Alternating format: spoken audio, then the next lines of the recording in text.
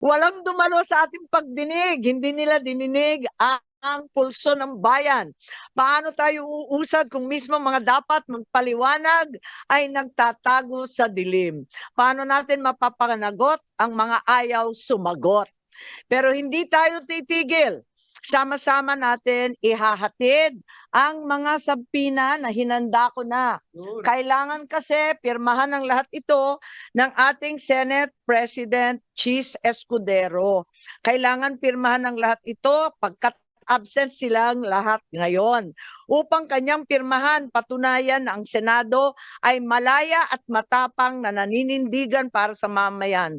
Sambayan ng Pilipino ang masusunod. Tayong mga lingkod bayan mula barangay hanggang Malacanang ay pawang tagapagsilbi lamang, tagapakinig na sa daing, tagasagot sa mga tanong.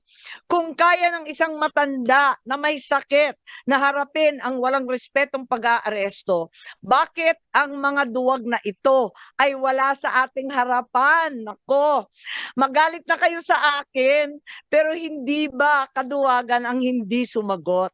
Sadyang naging duwag na nga ba ang mga Pilipino? Hindi ako papayag. Hindi rin papayag si Senator Bato. Hindi ako aatras tulad nila. Ipakita ko na ang Senado ay ang huling balwarte ng katapangan ng katotohanan. Kung ang sigaw ng sambayanan sa ICC para kay PRRD ay bring him home, ang sigaw ko sa Executive Secretary Bersamin para sa mga pinoprotektahan niya, bring them here to the Senate.